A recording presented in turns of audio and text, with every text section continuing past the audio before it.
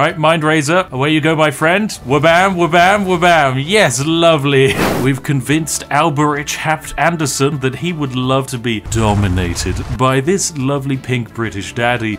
Hello there, ladies and gentlemen, I'm the Spiffing Brit, and today we're playing Total War Warhammer 3 in its build version 1.00. That's right, this is a pre-release build, which means naturally it's chocked full of completely broken, overpowered features and a whole bunch of stuff which needs to get polished out. But don't worry, ladies and gentlemen, today we're going to be enjoying all of these slightly dubiously balanced features and showcasing some of the most broken stuff this game has in it before release. It's going to be absolutely fantastic and truly majestic, so make sure you're sat back, relaxed, you have a nice warm cup of Yorkshire tea in hand, and I think it's time we dive into this video. Now, when it comes to campaigns, we have a grand total of 8 kind of nations to pick from, which are all very good fun. However, a few of these are slightly more powerful than others. For example, as Nurgle, your entire gameplay is based around spreading plagues to people, and you gain improvements and buffs the more times you actually spread a plague. There's only one issue: you can spread a plague back and forth between your own army, meaning that by turn 6 you can have pretty much maxed out the entire plague tree, which makes the game an absolute walk in the park. Or for example, as tzeentch, you can quite literally use the winds of magic to just steal settlements from the AI, and there is literally nothing they can do. This is by far the easiest nation to win a conquest victory on, because you don't conquer anything, you just steal land. You're pretty much just role-playing the British Empire at that point, as you hand over shiny bits of magic win for people's largest and most profitable settlements. But today, ladies and gentlemen, we're going to be playing as Slanesh. Now, Slanesh, ladies and gentlemen, is great fun. They have a few weaknesses, and they also have a plethora of overpowered features. For example, you can forcefully vassalize most of the AI factions, you can also summon armies randomly, and most importantly, you can seduce the enemy army. That's right, why bother fighting your enemy when instead you can pay your enemy to just fight itself? It's perfectly balanced. Oh, also their magic is completely and utterly overpowered, and that's what we're going to be messing about with today. So, welcome to Slanesh. We get to play as Ahh here, who is a giant pink demon monster with crab claws. Now, Slanesh is a very special faction in Warhammer lore. They're basically the evil seducers. Their units have pretty much no armor, and that's largely because no one can convince them to wear clothes. This makes them very interesting to play with, because almost all of their units are made of paper, and so if you try and auto-resolve as these bad boys,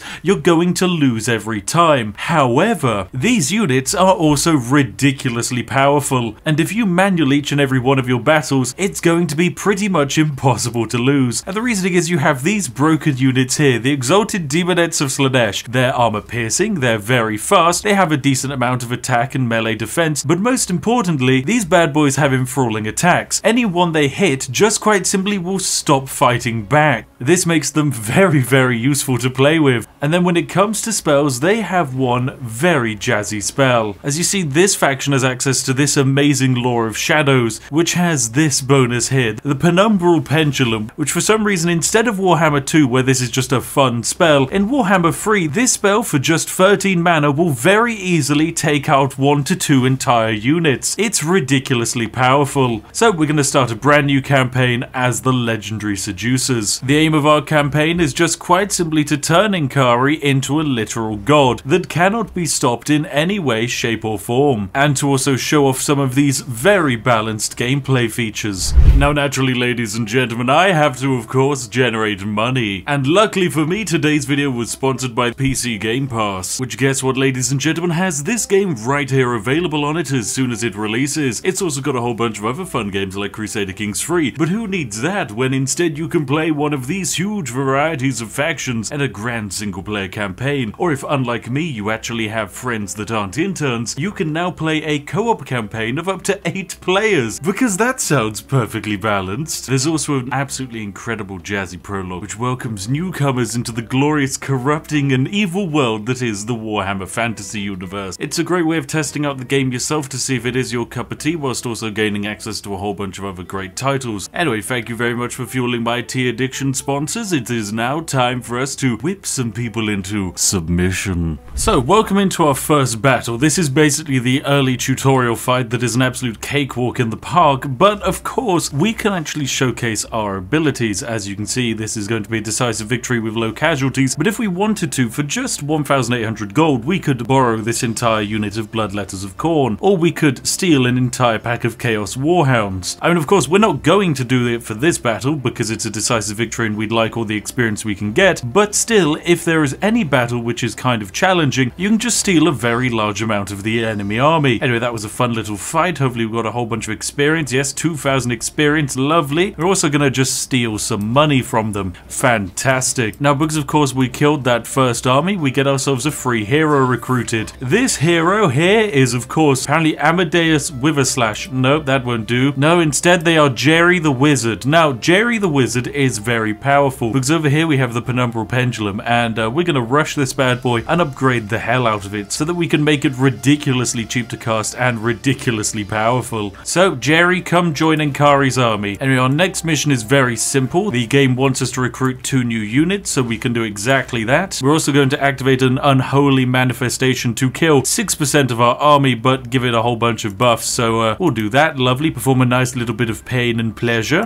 What do? We had a pleasure party. You don't want to know what happens at a pleasure party. I imagine it's lots of tea and biscuit eating, because now that's true pleasure. Right, now our mission is very simple. We need to move into this settlement and take it. Now this could be a bit of a challenging fight, and oh my goodness, medium casualties. What a disaster. Luckily it doesn't have to be like that, because instead we can just take the most valuable enemy unit, these Bloodletters, seduce them onto our side, and get a lovely close victory out of it. Now we could do that, or alternatively we can manually fight this, because one thing you will notice is that the auto-resolve does not favor us. These bad boys do not stand up in the auto-resolve because they don't have armor. However, they don't need armor because of their incredible melee defense and just their sheer ridiculous attack power. So we're gonna have to manually fight this battle out, but don't worry, I'm an astute tactician and this will be a walk in the park, as mostly just be sacrificing these Bloodletters that we've just purchased to their friends. Right, welcome to a Korne settlement, ladies and gentlemen. As you can see, it's a place of ruin, fire, and suffering, a bit reminiscent of somewhere like Skegness. Now, this place is, of course, literal hell, but don't worry, it's going to be surprisingly easy to take, as literally all we're going to be doing is bundling up most of the demonites and just watching them slaughter everyone. Meanwhile, we'll just keep all of our high-valued units, the fiends, back. Oh, and we'll also rush the Bloodletters in, because we can. Anyway, let's start this lovely battle. So, run on in, Bloodletters. So I suppose I can just slam my lord in as well, because they are incredibly powerful, and they have this very fun attack that expands in a tear shape, like this. Ah, it's the kinky whip of pain. It's lovely and jazzy. We're also going to fire off another shell that's just going to really upset this lovely Chaos Warrior unit. And as you can see, these Chaos Warriors, yes, they are, you know, incredibly well armored with 100 armor, but they are still going to be absolutely decisively murdered by these demonettes, despite the fact that they probably shouldn't be, but it's completely fine. Scantily clad women will always win the day over superior trained demon monsters. Right, now this turn I've managed to research a decrease to the cost of proliferating cults, and we have enough devotees to do it, so we're going to actually fire this off. Now this is kind of an absolute crazy mechanic in the game, whereby we're going to spread our super sexy cultists all throughout the land, and they're going to rock up in some human or elf-owned settlements. We're going to get up to 3 of those, and then in these settlements, kind of like Chaos Undercities, we're going to be able to start manipulating them. For example, we've just had one pop up in Vertbad. Now it costs us devotees to actually build the buildings in here, but this is slightly broken, because the more buildings we have inside of one of these empires, the more seductive influence we have. And as soon as our seductive influence reaches its maximum, we can forcefully vassalize empires. Now, because we're able to establish ourselves a cult in Vertbad, that means we're going to be able to vassalize these people right down here in the empire, despite the fact that we're across the other side of the map from them. That's just how perfectly balanced this feature is. And in order to make the spreading of our cults even easier, we're going to make this kind of cult, which gives us a free hero cultist that will spawn right here. What can that cultist hero do? They can establish more cults. That's right, you can create just a giant cult snowball, which will never ever end. Right, now I've been sieging down this settlement, but I think it's probably time that we actually go in for an attack. Now luckily for us, this is a nice and open map, meaning we probably won't lose as many units, to the towers, but just to be safe, we're going to charge into this point here, and our sacrificial bloodletter unit here is going to lead the glorious charge. Of course, very importantly, we have our swinging teabag spell, because that's kind of like how I envisioned the pendulum here. This pendulum is ridiculously powerful. It moves fast, it's hard to avoid, and it does, at its base level, 72 damage and 50% of that damage to armor. This is a lot more powerful than the Lash of Slanesh, and so we're going to naturally be using it to absolutely decimate the AI. Oh yes, now we've got an opportunity for some cheeky magic here. Oh yes, let's get the pendulum off. Okay, here we go, pendulum. Watch it swing and watch it kill. Oh god. This is the base level of the pendulum, so it's not very powerful. It will just evaporate units and farm some lovely kills. Anyway, there we go. That's an entire objective taken, thanks to our screaming naked women, who are, of course, ridiculously powerful for no particular reason. Oh, it's very nice of the AI to summon an entire army. We're just going to be marching our entire army straight into the center, and we'll just capture that with the screams of all of these women. I mean, I just love selecting them because it's just an endless scream. Like, whenever you just select someone for them to fight, they just all scream. Oh, it's great fun. I love it. Alright, so straight into the final objective we go, which we will naturally start taking after, of course, we just massacre the poor little lord who was told to control this area. Yes, I do not pity them. They are going to get absolutely massacred. Remember, this was meant to be a Pyrrhic victory, which we weren't likely to win, but no, that is just quite simply not the case. That is just an instant victory right there.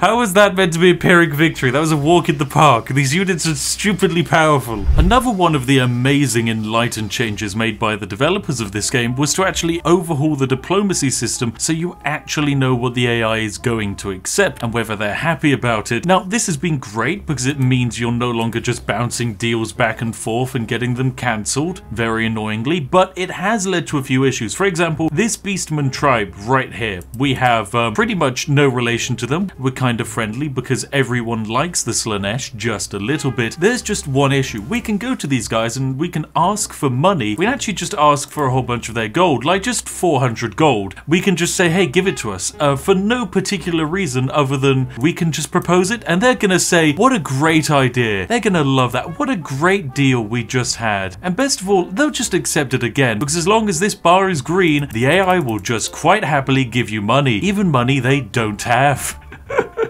It's perfectly balanced and of course can technically lead to infinite money, especially if we ourselves feed them generous gifts in return. We can then turn a 1,500 generous gift into a 2,000 normal gift. Okay, now in this fight we've been attacked by SKARBRAND, the exile, the legendary lord of Korne, who absolutely hates us and has marched in a beeline to murder us. So let's start ourselves deployed. Namely, we're going to want to basically massacre SKARBRAND before he can even set foot inside the settlement. So what we're going to do is we're going to put down a lovely magic tower here, which is going to be super powerful. Then we're going to pretty much sacrifice this entire flank to the garrison defense army because we don't need it. So our lovely tower is doing good damage to actually starting to massacre up SKARBRAND. And now we're going to send in all of our demonettes in one very angry rush. They're going to start massacring SKARBRAND up. We can also hit him with a quick melee debuff so that he sucks, and then send in our commander. Oh, and hit him with another even larger melee debuff so that he has 0 melee defense. Perfect. Now SKARBRAND is a weak noodle boy. And there we go. SKARBRAND is dead. Very dead indeed. Anyway, our lovely Slaneshi tower is now up and running and it is bombarding the enemy. We're going to be able to do a good job of pretty much just massacring off the survivors. I mean, these towers are just ridiculously powerful. They are really good at just throwing the enemy around. Oh my goodness. Sorry, we got a lovely...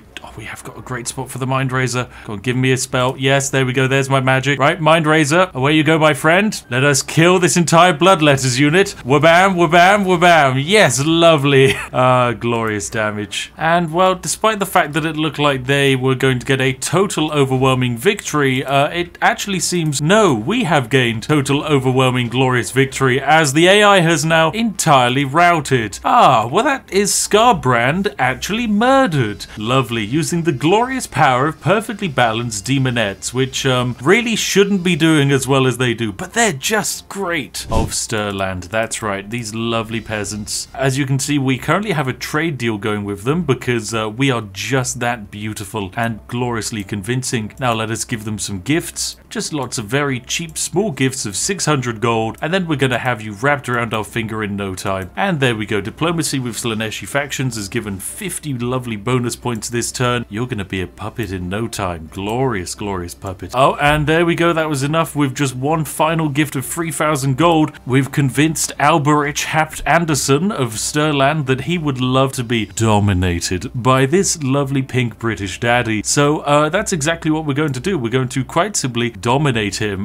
This has a 100% success rate, and he's now going to become a cute little vassal of ours, despite the fact, of course, that he has a strength rank of a 13, whereas we only have one of 48. This is perfectly balanced, and he is now a forceful ally of ours. Right, once again, we're doing another fight, which is apparently going to be a valiant defeat for us. We have no chance of winning, but, you know, of course, we have this pendulum, which means glorious victory will be ours. Oh, and we also stole 2 lovely chaos warriors from the enemy, and these boys, they've got all the armor that we're missing. They look fantastic. Anyway, our lovely hero is fighting down that front gate, and we'll soon be able to just crack our way in. And I'm going to quickly hit the AI with one of these, as it looks like they're making their way towards us. So we should be able to hit 2 lovely units with this, and yep, that's 2 units pretty much half wiped out. And fantastic, the gate is open. In we go. Hit him with a whip. Yes, the kinky whip of fun. And in you charge. And now the gate is very clearly open for some reason. A lot of the AI don't want to go through the gate. Just all climb through the gate. You melons, don't go up the ladders. Also, the commander is making their way towards us, so I guess we can hit him with the spinny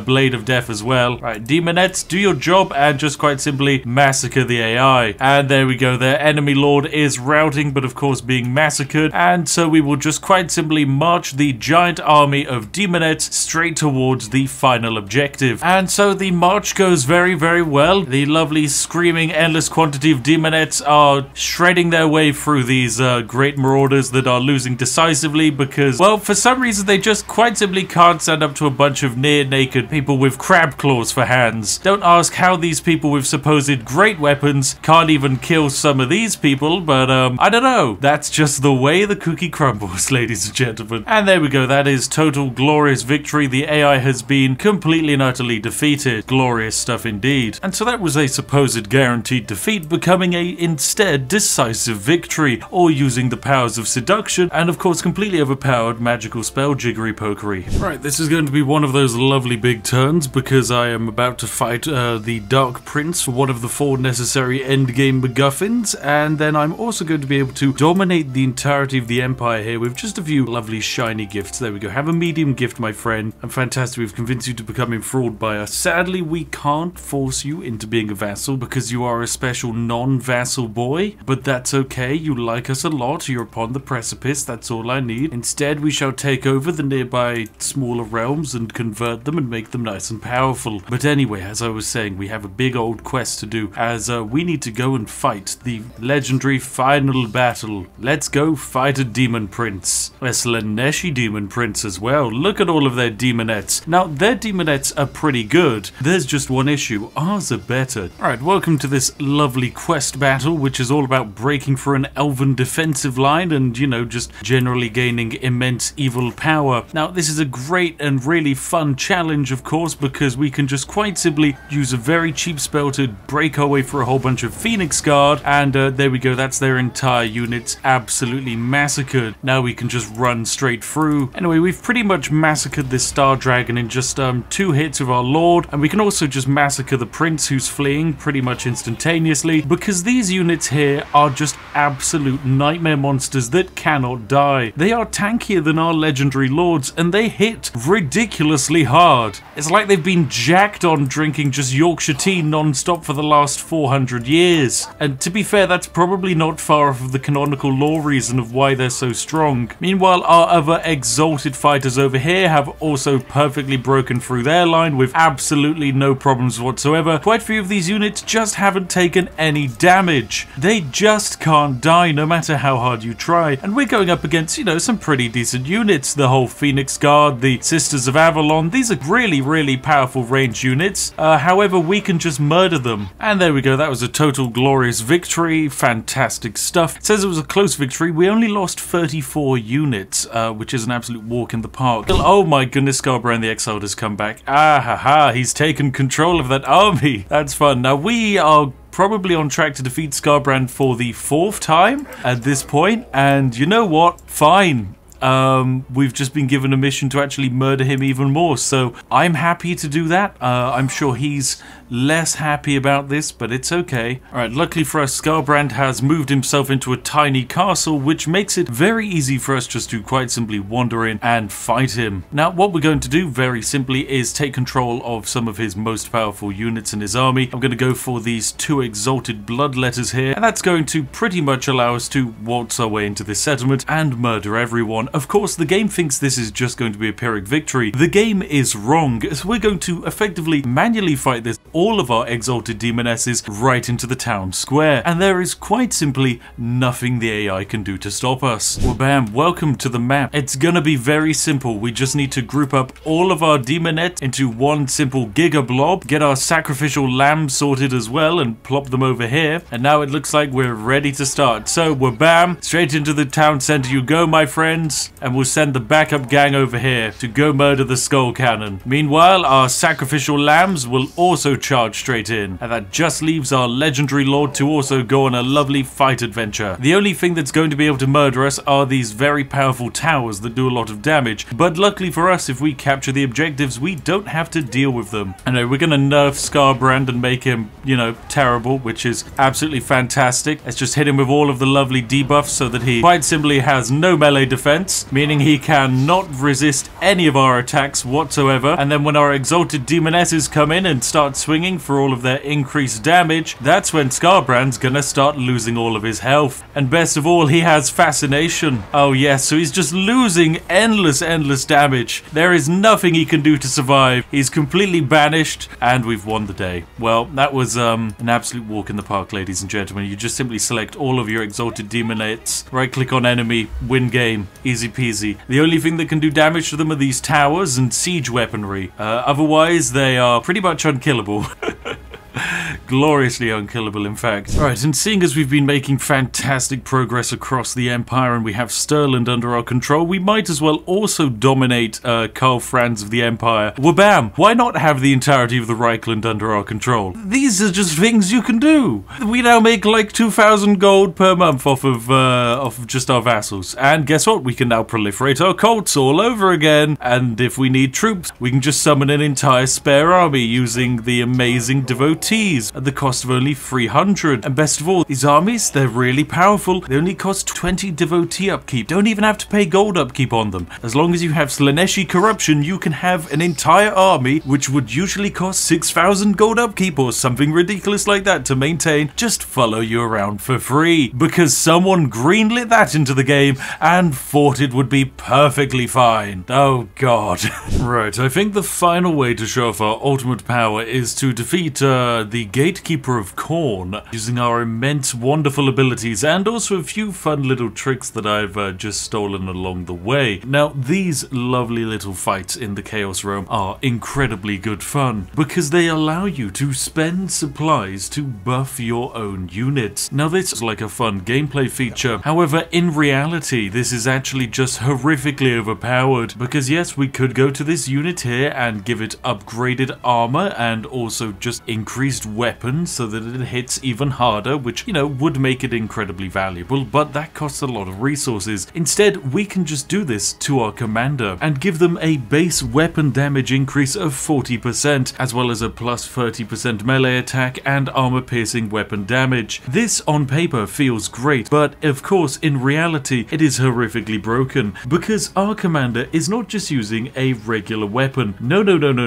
We are using quite possibly the greatest feature added to this game. It's a chainsword, ladies and gentlemen. The more units you kill, the more damage this weapon does, eventually increasing the base weapon damage and weapon strength by 300%. This will turn our wonderful Ahh into a veritable god. So let's start the battle. Our first mission is very simple. We need to capture this objective, but there's a whole bunch of bloodletters of Korne here. Oh dear, what a nightmare. If only we had a gigantic pendulum swinging teabag to murder these people with. Oh wait, we do! So we're just going to deploy this bad boy here. The AI, of course, does not have time to react. And there we go. We're just going to massacre. Oh, what is that? 4 units in 1 hit.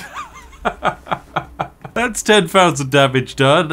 Who on earth greenlit that into the game? Alright, next up we have another glorious wave defense. This one, of course, we're just going to be spamming down more and more towers, and these towers are going to do absolutely stupid things, because they are all just so stupidly powerful, when realistically they should not be this strong at all, but my goodness they are. You don't need to summon any reinforcements, and instead you can just build huge quantities of towers. I mean, why even build barricades when a single slanesh tower is enough to wipe out about 4 different units? I mean, just look at these towers go. They're just fantastic. They absolutely bombard the enemy and they shoot ridiculously quickly. I mean, just look at how powerful these exalted demonettes are. They pretty much just absolutely massacred that unit in about 2 hits. Yes, I have given this one an extra sword upgrade, but they just shouldn't be doing as much damage as they do. They just run into the enemy. The enemy decides, we can't attack them. And then they just embrace effectively godhood. There is just quite simply no way of stopping this unit. This unit is just going to massacre anything and everything without actually taking pretty much any damage in return. Alright, charge into the bloodletters as well, why don't you? Oh my goodness, Ahh, you just one hit that hell cannon, what the heck? Oh, you're an absolute nightmare monster, you are. Oh. So these lovely exalted demonettes, I mean, they've just done a fantastic job. They've done so much damage, about 4,000 gold's worth of damage just from literally running around. But it's okay, they don't even have to finish this person off because they're just going to get yeeted to death by the turrets. Right now we have 2 effectively big fights remaining, and naturally they're going to be quite interesting and spicy, but don't worry, we can just pretty much charge in and use our exact same strategy another time. Our glorious strategy, of course, of just summoning this giant pendulum that will massacre everyone. So, wabam, let's send it off. The AI, of course, has no counter for the glorious fun pendulum, which has managed to hit, of course, 5 units. Then, as the enemy is charging towards us, we can, of course, hit them with a glorious vortex of pain. And, of course, our turrets from over here are even going to be able to help us out. This is absolutely stupid. Right, well, that's pretty much the entire enemy army destroyed just using magic before we've even had time to engage. But I suppose for the rest of them, we have to actually murder them. All we have to do is hit this bloodthirster with this curse that's going to make it absolutely terrible, and then buff all of our guys for the next 20 seconds to have insane melee defense. And then all we need to do is just murder the thing. And that's pretty much just going to revolve around Ahh hitting it probably twice. Lovely. And it is, of course, completely dead. Lovely. Alright, lovely. We're going to now capture this final objective and get ready to face the final boss. Although you're going to probably discover that actually facing the final boss here is going to be a lot easier than it seems. Namely, you just need to build one very upgraded magic tower. Alright, I'm getting ready for the actual final fight to start. It's going to be pretty jazzy. Got some exalted demonettes to sacrifice to the AI. And here we go, we've got 30 seconds until the wave begins. Oh, this will be fun. And here he comes, ladies and gentlemen, the Demon Prince of Korne. He is, as you can see, a pretty cool dude. He's got a big old sword and he wants to murder us, but that's okay, because we can probably kill him in 2 hits. Yeah, it's gonna hopefully be as easy as that. So, all we have to do to actually murder him is get all of our lovely towers to just only target him, which is really easy to do. Now, all of these towers targeting him are pretty much going to just drop him out of the sky in a mere few seconds. But what if it's not enough? Well, don't worry, we're gonna hit him with a curse. And then we're gonna hit him with another curse. And then it's time for us to send Ahh in to absolutely massacre him. So go on in, Ahh, you've got a fun job to do. And there we go, Ahh is going to do their job of quite simply massacring the demon prince in a matter of mere seconds. You're doing fantastic work there, Ahh. My god, you've done 42,000 damage. And there we go, that is the demon prince now pretty much dead. I don't think it's going to live, at least. And yes, of course, that was enough damage to do what we needed. Right, I guess we just summon in some super fun soul grinders and have them finish up everything. Meanwhile, Ahh can just continue doing donuts on them or something. Right, anyway, Ahh, I need to go clean up that skull cannon, please. Oh, we can even lock it in place. Well, bam, there we go. Skull cannon can now no longer move. Right, hit it with a 1 and then hit it with a simple 2. And there we go. Skull cannon defeated. And, well, I think it genuinely was as easy as that to completely and utterly win the game. And, well, there we go. That is, that's one of the endgame bosses, ladies and gentlemen. They are an absolute cakewalk if you turn your lord into a literal god. And the issue is, now that we've done that, all of our amazing exalted demonettes have gone up in XP rank, making each and every one of them even more powerful.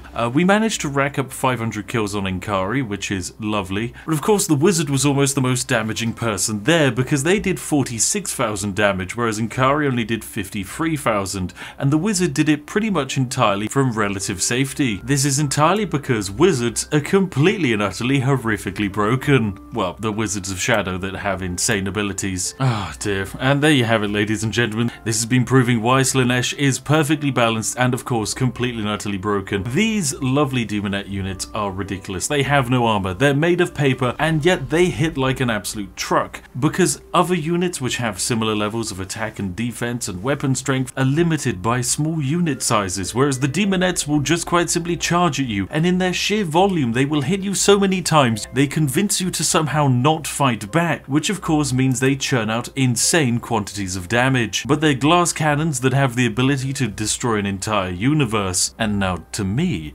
that seems perfectly balanced. And there you have it, ladies and gentlemen. Thank you very much for watching. As always, a massive thank you to each and every one of you amazing YouTube members and patrons for making all of this all the more possible. Seriously, thank you very much. And if you sat there wondering what you'd like to watch next, look no further than this video on screen now, hand chosen by myself to be absolutely perfect for you. Anyway, I'll see each and every one of you in the next one. Have a lovely day and goodbye for now.